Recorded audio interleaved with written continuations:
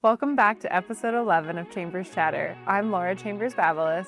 And I'm Shay Chambers-Helms. Today we are super excited to introduce William Rivers von Harten, better known as Skeet. He's most well known for his military, public, and civic service.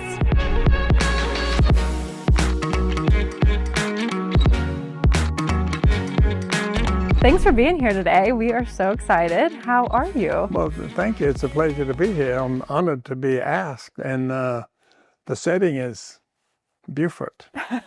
It's perfect, isn't it? Oh, yeah. To be able to live beside the river is just the choice of life. It is. So we're going to go back to your childhood, and we want to hear what it was like growing up in Beaufort. Completely different from what you see today. If my memory serves, when I was growing up, there were about 20,000 people in Beaufort County. Oh, wow. And of course, we didn't have the bridge to the southern half of the county. To get to Bluffton, you had to go to Ridgeland and Hardyville and turn left and go way down. And then you didn't go to Hilton Head because there was no way to get there except by getting in a rowboat. And I've had to do that too. But growing up in Beaufort was, I think, really a gift. Because, I knew that if I got in trouble, the information got home before I did. And I was going to pay for it when I got there because the telegraph service of word of mouth was very active. I always think it's funny because if I didn't know where my mother was, if I came home from school or something, and I didn't know where my mother was, I'd just pick up the phone and the operator would say, "Number, please." And I'd say, "Miss Bernice, I'm looking for my mama. Do you know where she is?" "Yeah, I just heard her and Artie Lee talking, so she's down to Miss Ogletree's house." "Okay, thank you, ma'am." And that was 2 blocks down the street, so I'd know where to go find my mama. And it was that kind of a town. Yeah. And Miss Bernice Lubkin was the switchboard operator that I remember. I'm sure there were many others, but I remember her because we used to do a lot of picnicking with their family. Mm-hmm. And so Miss Bernice was a favorite of mine. But growing up in Beaufort was, I think, a gift. It allowed me to take advantage of the natural, I don't want to say resources, but the natural beauty, the natural accessibility to the water, to the wildlife. I always said, if you lose your job, you can't starve because the river's right there. You can go out there and get something, whether it's fish, crab, oysters, clams, whatever. You can survive if that's your goal. And so I grew up as a small town boy. I grew up going into the river a lot. I always brag that my dad, if he was going in the river, he would say, "Ruby, I'm going in the river. Can I take that boy?" And she'd say, "Well, if you look out for him, it'll be all right." And so when I was just a little thing, I would crawl into the boat and go with my dad and learn stuff. He taught me to pay attention to the tides, pay attention to the wind, pay attention to the natural phenomena that was going on all around. Mm-hmm. It means something. Like, I remember Dad's real friend, Mr. Buddy Lubkin, would always say something like, "Well, the wind gonna lay with the sun." And I'd sit there and I'd think about that, and I said, I don't understand what he's talking about. But I listened long enough, and I finally put 2 and 2 together, that when the sun goes down, the earth cools, and the heat doesn't rise anymore, and the wind doesn't go in to fill the vacuum. So the wind subsides with the sun because of heat. It took me a long time to figure that one out. But it's those kind of things that you learn just by going and being around men who know what they're doing in the river. And if you'll be quiet and listen, you'll learn a whole lot more than you do by running your mouth. So I learned to do that. But no, growing up in Beaufort was a gift. And being in a small high school was good. I remember when I first went to elementary school, it was what is now the USCB Performing Arts Center, and we were in the first classes to start in that building. Moved over from where the old sandstone building and that sort of thing is at USCB now, and went from there up to what is now Beaufort Junior High. Maybe it's an elementary school, the one on Bay Street, right there at the corner of Bay and Beaufort North. Elementary. And that was where I went to high school. And our football field was out the back of that building. It was a good place to be. It was small enough to understand what was going on in virtually every block in town, but big enough to have the amenities that we thought were really grand, which nobody wants to even put up with these days, but we thought it was pretty good stuff. And yeah, it was a good learning experience, I think. It was, you learned about your neighbors, you learned about their trials and tribulations. I had no concept of money. Money didn't mean anything. My family was doing okay, but there were those who had more money than we did, a lot more, and we didn't care. It made no difference. We just did what we wanted to do in a, I think, good and decent way. Yeah. And life was good. Yeah. I'm really glad to have been born and raised here. Yeah. I don't care where I went in my adult life, off to school or into the Marine Corps, I always knew the road back here. Yeah. When did you go into the Marines? I graduated from the Citadel at midterm because I'd had way too much fun my freshman year at PC, and transferred to the Citadel, and I'd been a year up there at PC, Presbyterian College, and Dad convinced me that it was a wise thing for me to move to the Citadel, which I'm glad he did. And so it took me another 3.5 years. Okay. So I graduated in January of 1955, and went directly into the Marine Corps from there. Back in that time, there was what we call compulsory military training. So everybody knew that when you got out of college or high school, if you didn't go to as any other sort of advanced education, that you were going to be drafted. And it was just a fact of life. Everybody did it. And so I knew that upon graduation, I was going to go into the armed services in some capacity. I'd been in ROTC the entire time in college, but I'd also, at the age of 17, had joined the National Guard here in Beaufort. And I think I was a staff sergeant by then in the National Guard. And then I graduated with Citadel, and I decided I would rather be in the Marine Corps than in the Army. And I applied for that and was accepted. Went into the Marine Corps in early February of 1955. Stayed for 20 years of active duty. Oh, wow. And that was another great lifestyle for me. I enjoyed it. It was, Marines were highly professional, very caring of one another, mean as a snake sometimes. All very, very physical. You had to be in shape. You had to get with it every day, and that appealed to me. Having been fortunate enough to go to college, I wasn't that good of an athlete, but I liked to do it. So I was a walk-on basketball player at the Citadel. Wow. And played for 4 years. And at the Citadel? Yeah. Wow. We didn't win that much, but we had a good time playing. That's all that matters. And I think back on it now, we had one scholarship player on the basketball team. His name was Bobby Fisher. He was from Bayonne, New Jersey, and he was really, really good.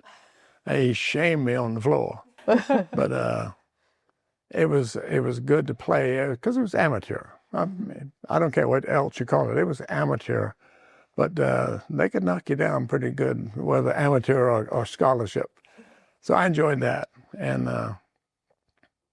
well, I kept on playing, and PT, physical training, pickup games, whatever it was. I think the last league game I played basketball, I was 42 years old. How fun. And You kept because it it was up. just fun Wonderful. to do. Yeah. And those 18 and 20-year-old kids had tried to push me around, but I could push back. Play tough. So that was good.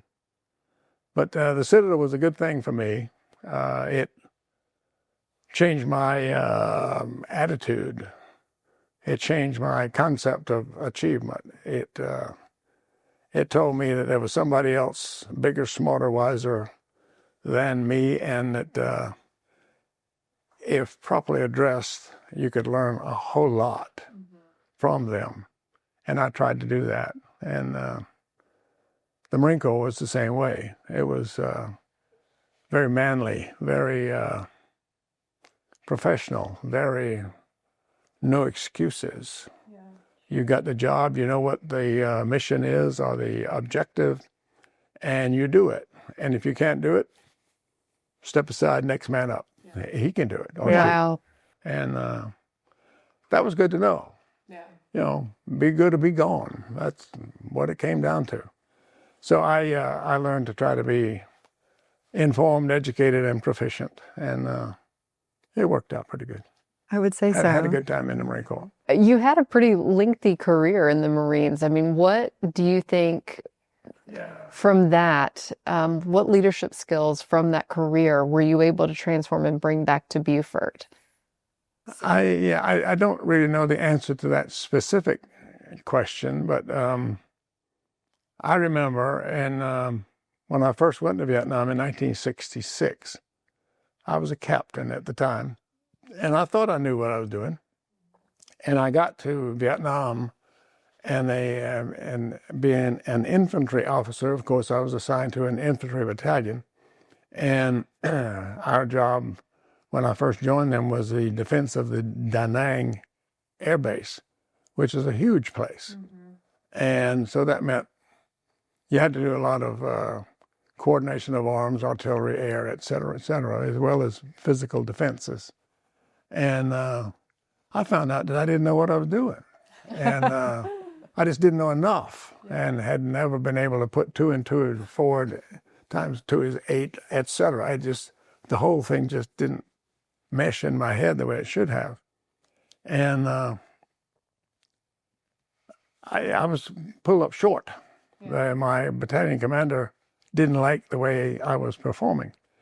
And of course I was mad with him because I thought it was okay. And then, long story short, another Marine officer told me, I mean, just looked me right in the eye and said, you know, you're screwing up, bud. You're not getting this done or that, and not coordinating and all of that. And he said, now this is what you're supposed to do, get with it. And I said, wow, I've just been instructed. I understand now. And then I became pretty good at what I was doing. Yeah. 14 months in Vietnam, 1966 to 1967. I've never heard of anybody else, not to say that there hasn't been, I just don't know of it, having had the experience there that I did. And I joined as a captain. While I was there, I came up for major, I got promoted. In the 1st Battalion, 9th Marines, 3rd Marine Division in Vietnam, in the Da Nang area primarily. I was a rifle company commander as a captain. I got promoted to major. I became the operations officer of the battalion. Later, the executive officer, this is much later, the executive officer got early orders home, and my battalion commander, who was a new man, asked me to be his executive officer, and obviously I said yes. And then in some battles up around the DMZ, he got wounded and evacuated, and I became the acting battalion commander until I rotated home and was replaced as the CO of the battalion by another officer. So I don't know of anybody else who went to Vietnam as a captain, came home as a major, and stayed in the same battalion for the entire 14 months, and was a company commander, an operations officer, an executive officer, and a commanding officer of the same unit. Wow. That was a defining time. Yeah, I can- you won several awards during that time. Yeah, that during that same 14-month period, well, one day was kind of hairy, and this young Marine did something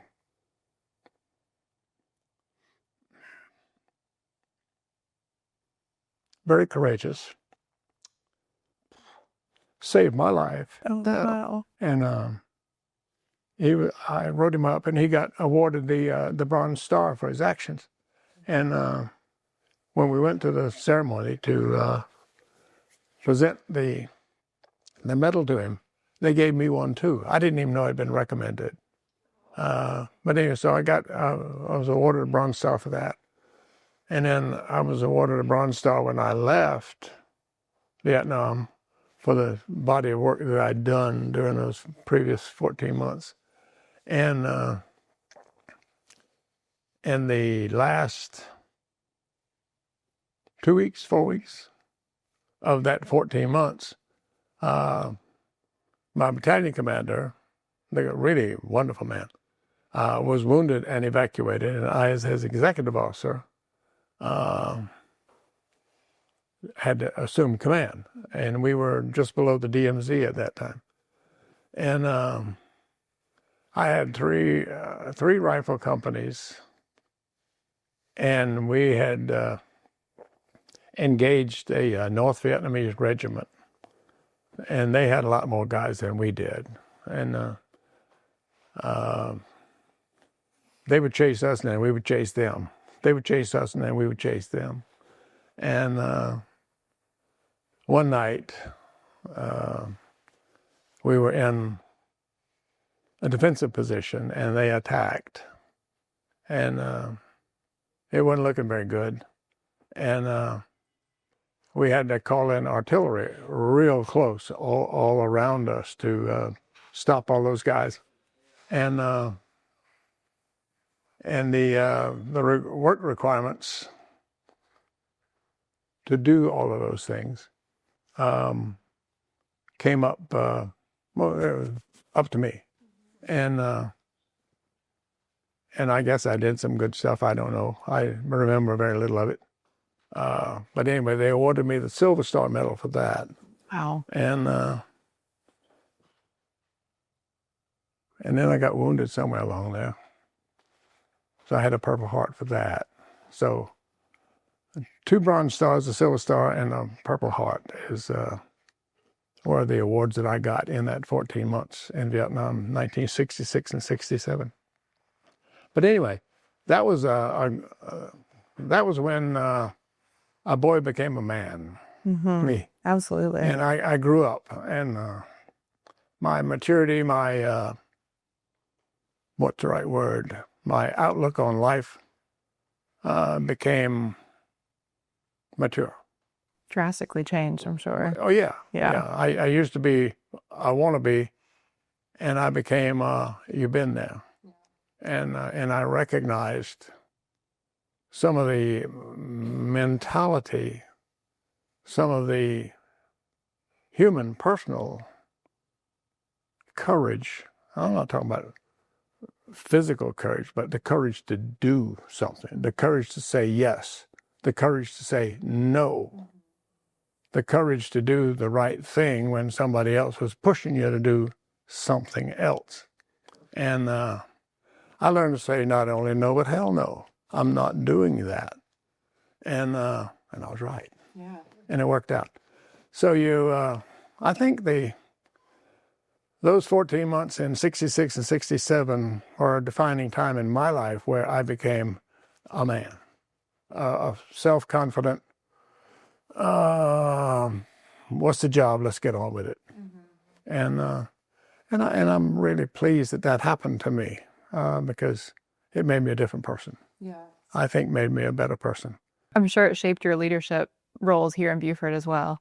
Well, yeah, well, that translated directly because when I retired from the Marine Corps, I was happy to have a job that was here, and it wasn't that challenging, and it gave me time to do other things to contribute to my community, and so I did that, and I know a number of clubs like the Beaufort Citadel Club, Rotary, the Navy League. I don't know. Our Economic Development Council of the county. Those things were interesting because it seemed easy. You know, I could do it. You needed somebody to make such and such happen. I could do that, and it was fun. Yeah. So we did it, and it was very beneficial to me too because I got to meet so many good, nice, accomplished people, and I don't care what you do with your life. It's the personal contacts that mean something as you get to be my age.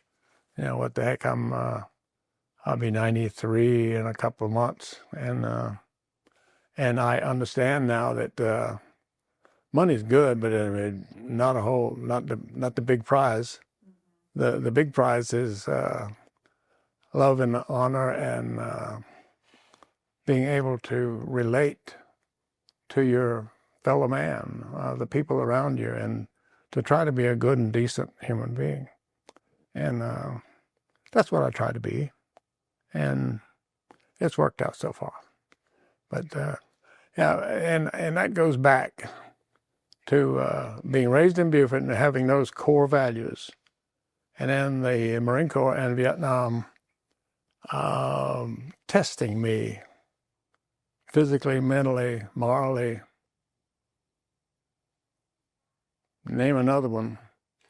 And to hopefully meet those challenges. Yeah. And now to be able to, at my age, to be asked to do something and you are able to say, experience tells me that that's a good thing or a bad thing.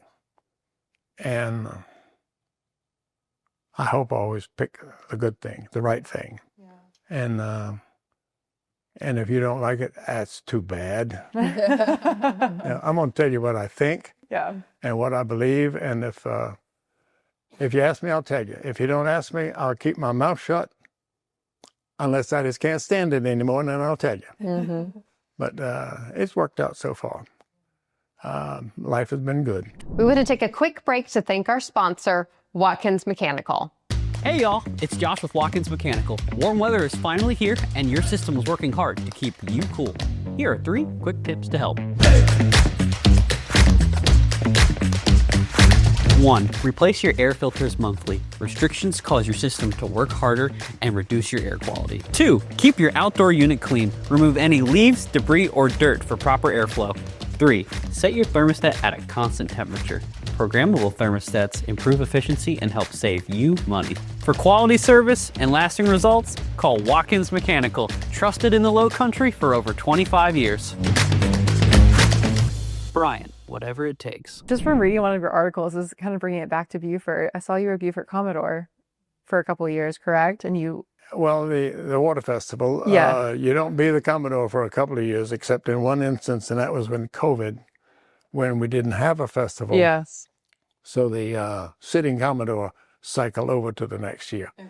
But you work your way up through the ranks of the Water Festival, and if you've got the leadership skills and the administrative capabilities and fiscal understanding and all of that, you keep rising up, and if you're lucky, maybe they'll ask you to be the Commodore. And they did.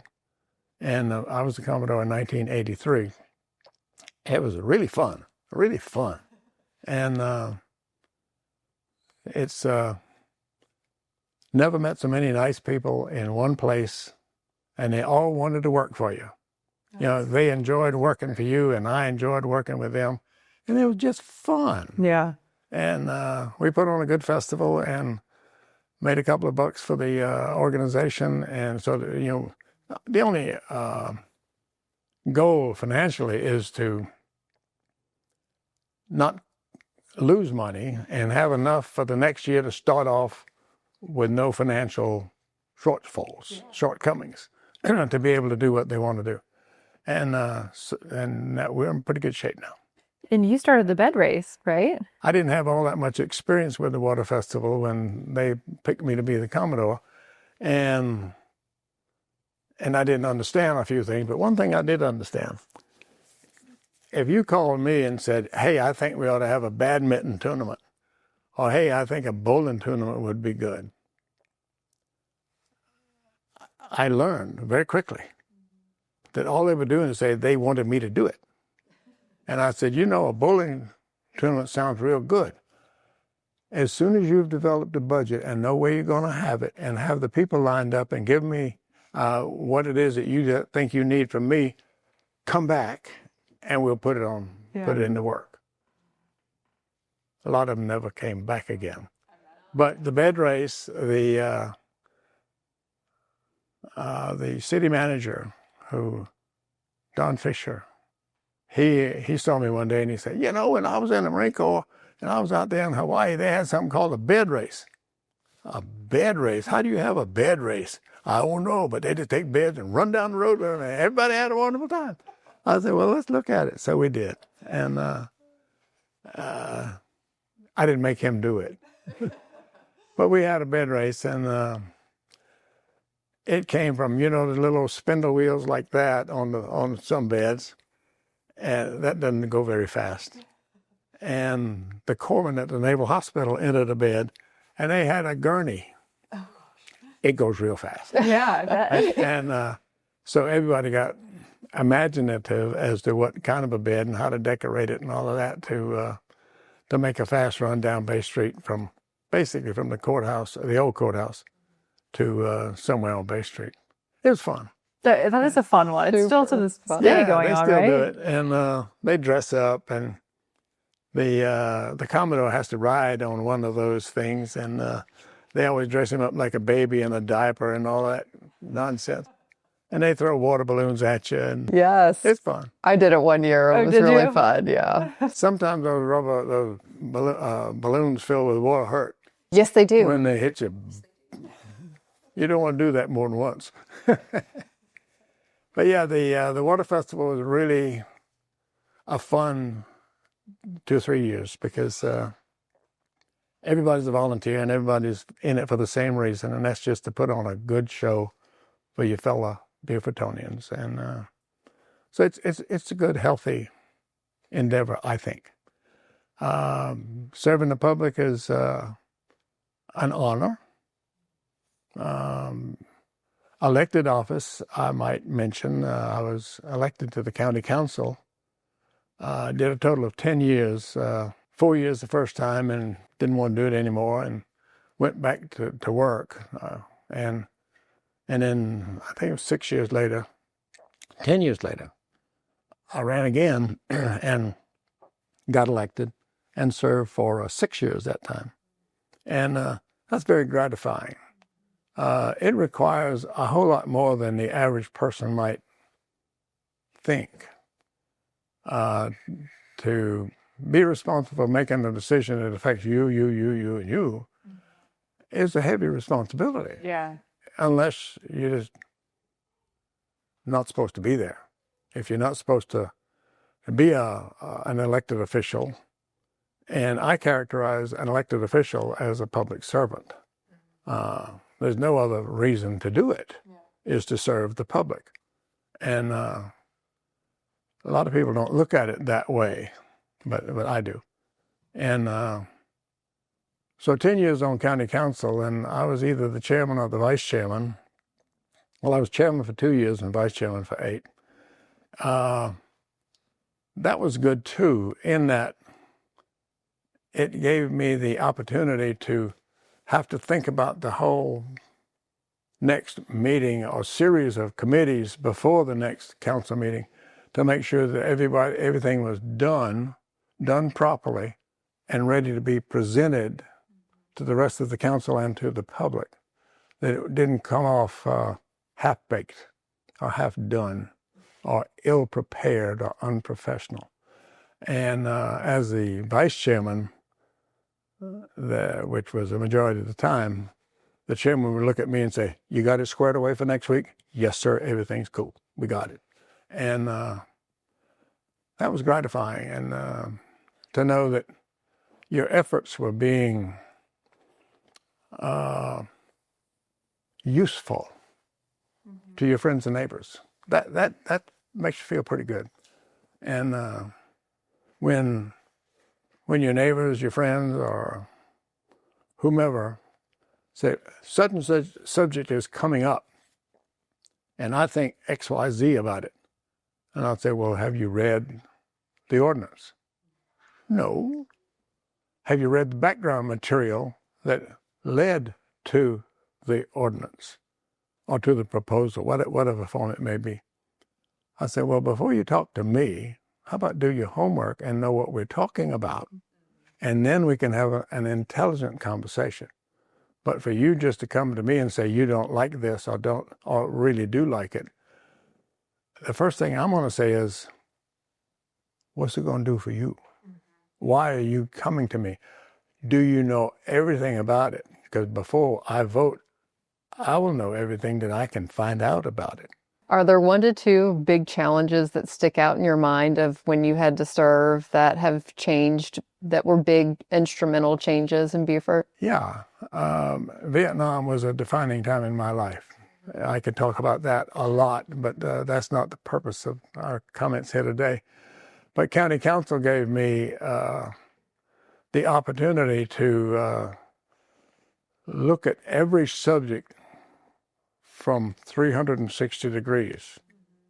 There's more than one point of view on any given subject. I hear a subject, I know what I know, I have the background to either know a lot about it or not so much. And the beauty about it is, since I've got a vote to answer the question up or down, it is incumbent upon me to learn. So I make an intelligent decision on my vote. And when you come to me with your opinion as to whether I should vote aye or nay, you better too. Because I've already done my homework. And when you give me baloney, I know baloney when I see it. And a lot of times they're selfish. And a lot of times they don't deserve your time and attention. But you have to be nice. So, but yeah, public service is not easy. Public No, it's not for the faint of heart. But public service is also very frustrating and tiresome and takes you away from your home and home life.